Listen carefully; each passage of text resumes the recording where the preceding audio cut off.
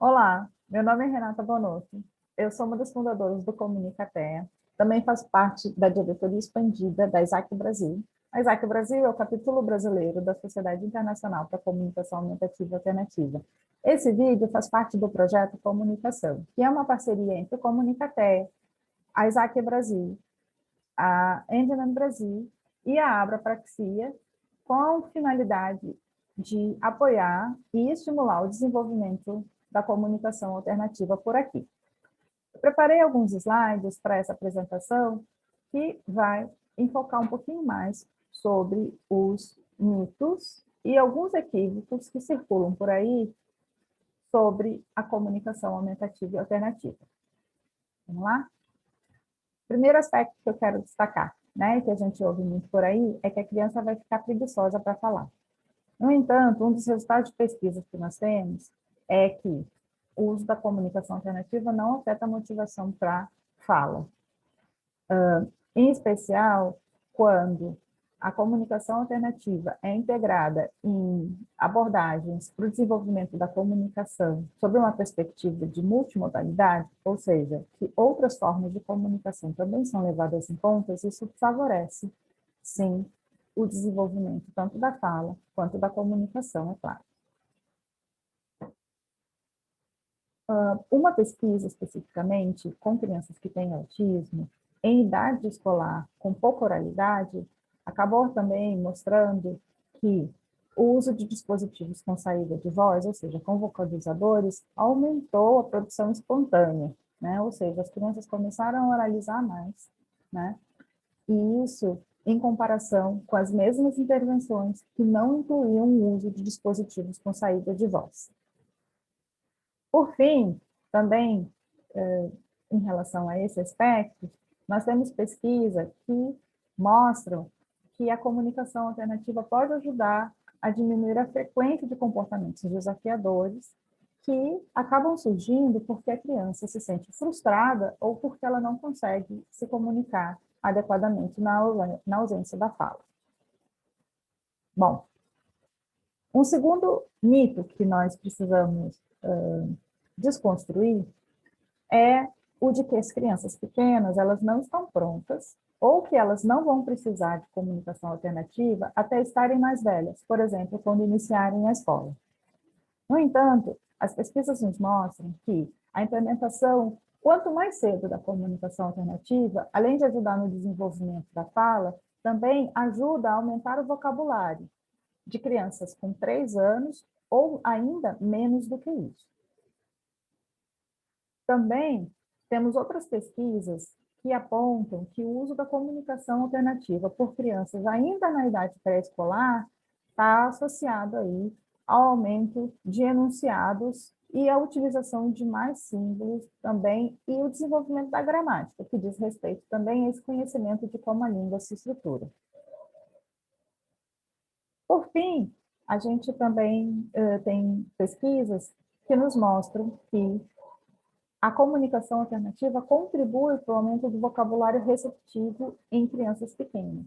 Então, mesmo que elas não consigam, talvez, oralizar tão bem ou tantas palavras, a compreensão dela de mais palavras e mais vocabulário foi observada em alguns estudos também. Outro aspecto para a gente tomar muito cuidado é em relação às questões cognitivas. Muito frequentemente as pessoas dizem que não acham importante ou não deveriam tentar a comunicação alternativa porque a pessoa tem uma deficiência intelectual. Porém, o que as pesquisas têm nos mostrado é que os testes de inteligência, eles não são válidos de forma pervasiva ou de forma extensa para todas as populações. E fora isso, as pesquisas, no geral, sugerem que a deficiência intelectual não impede a comunicação. A comunicação e inteligência são aspectos diferenciados e não devem ser confundidos. Outro aspecto também que nos estimula ainda mais no uso da comunicação alternativa é que o uso da comunicação alternativa está associado ao desenvolvimento de habilidades de linguagem. e isso leva a ganhos cognitivos funcionais importantes. Por fim, é importante a gente também lembrar que nós temos evidência de que a intervenção na comunicação alternativa para crianças com necessidades complexas de comunicação ajuda aí tanto a desenvolver essas habilidades de comunicação funcional, como também ajuda no desenvolvimento cognitivo e fornece uma base para que ela vá adiante, inclusive, né, aprendendo a ler e escrever e também melhorando a sua comunicação social. Fora esses aspectos, a gente recorrentemente esbarra em pessoas que estão preocupadas com pré-requisitos. E aí, vale lembrar que não são necessários pré-requisitos, por exemplo, como compreender causa e efeito, nem demonstrar intenção comunicativa e nem discriminar imagem. Esses aspectos nada têm a ver com a comunicação alternativa. Não existe algo que a gente precise fazer antes, porque nós nos comunicamos. O que a gente precisa é continuar estimulando e, em especial, também apoiar esse processo da melhor forma que a gente puder. Usar a comunicação alternativa nos ajuda a seguir adiante na comunicação e fazer mais. Gosto muito dessa ilustração que nos ajuda a decidir quando a gente deve utilizar a comunicação alternativa ou se a gente tem alguém com limitação na fala, o que pode nos ajudar a decidir. E a coisa que a gente precisa pensar é, essa pessoa está respirando? Se ela não está respirando, é muito improvável que a comunicação alternativa seja útil para ela. Mas, se ela está respirando, com certeza ela é um candidato para comunicação alternativa. Fora esses mitos, a gente ouve outras coisas por aí, né? Outros equívocos, mas que não é bem assim. E aí eu gostaria de destacar alguns deles por aqui. Primeiro deles, que na compreensão limitada de que a comunicação alternativa ela só envolve o uso de pictogramas e imagens. Não, como eu disse anteriormente, a comunicação ela é multimodal. Inclusive outras formas, por exemplo, o uso de gestos, né, pode ser utilizado, e associação também, por exemplo, com dispositivos com saída de voz ou vocalizadores, também podem fazer parte desse escopo de possibilidades. Inclusive, para aquelas pessoas que já estão alfabetizadas, é possível utilizar aplicativos, por exemplo, que nós dizemos que é de texto para voz. Então, não só de pictograma e imagem é feita a comunicação alternativa. Outra confusão também que a gente ouve muito é em relação ao PECS. PECS significa Picture Exchange Communication System, ou, como nós traduzimos em português, um sistema de comunicação por troca de figuras. PECS não é sinônimo de comunicação alternativa. Comunicação alternativa é algo muito mais amplo, e PECS é uma das formas de utilizar e trabalhar no campo da comunicação alternativa, em especial com crianças que têm autismo. No entanto, existem outras abordagens também, que são utilizadas na área da comunicação alternativa para estimular a comunicação. Então, não confunda, uma coisa não é a mesma que a outra. Outra, parecido com isso, também muitas vezes as pessoas reduzem a compreensão de que PECS é sinônimo de figuras, imagens e pictogramas.